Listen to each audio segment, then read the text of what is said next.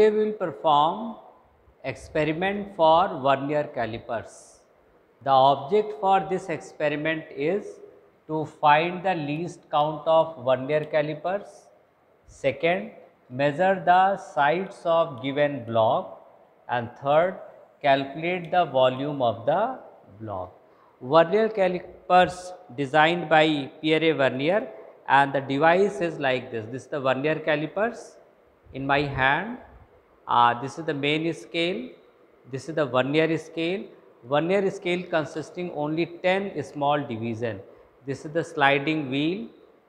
This upper jaws we have to use to find the internal diameter of any given vessel, maybe like this beaker internal vessel diameter we can measure it by. But for external dimension of any block we have to use the lower jaws. This strip we have to use for depth of any vessel. So, this is the device we will discuss in detail little later, but before that try to understand what is concept of least count and what is the total reading formula. So, least count of the device is given by formula value of one division on main scale divided by total number of division on the vernier scale. This is the first formula. And for the total reading measured by this device is given by formula the sum of main scale reading and product of least count and vernier scale reading. So, these two formula are the main formula for this experiment. For observation table, the simpler form, you have to note down the main scale reading, vernier scale reading, and this third column is for the product of least count and vernier scale reading, and the last column for the total reading by this formula. Now, for today's experiment, our object is a wooden block. So, we have to measure the length of the block, height of the block and breadth of the block. So, the same table you have to use for length, breadth and height, and the product of these three will be the volume of the given block. How you find the least count? Least count is equal to value of one small division. So, this is the diagram of the two scale of the vernier calipers.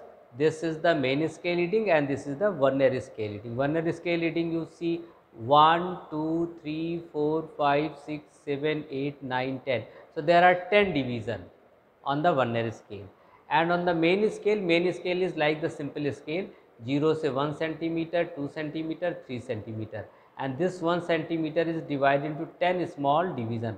So, value of one small division will be 1 millimeter, and the total number of division on the vernier scale is 10. So, the least count will be 1 mm by 10, that is 0.1 millimeter, or in centimeter it is 0.01 centimeter. It means the device can measure accurately up to the 100 part of centimeter.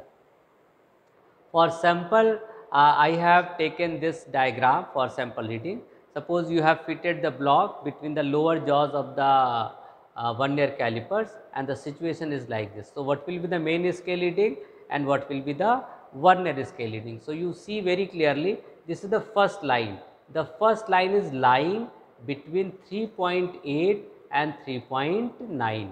It means the length is little bit more than 3.8 but slightly less than 3.9.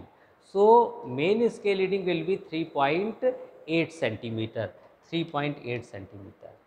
Now, we have to find how much it is greater than 3.8. For this, you have to use the vernier scale reading. For vernier scale reading, very minute observation is needed. You have to check very seriously which particular division of the vernier scale is exactly coinciding with any division of the main scale. Like in this situation, this sixth division is exactly coinciding with this line.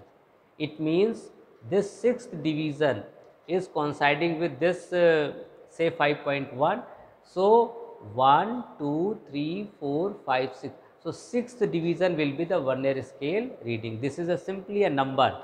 So, vernier scale reading will be 6. And by formula, how you find the total reading?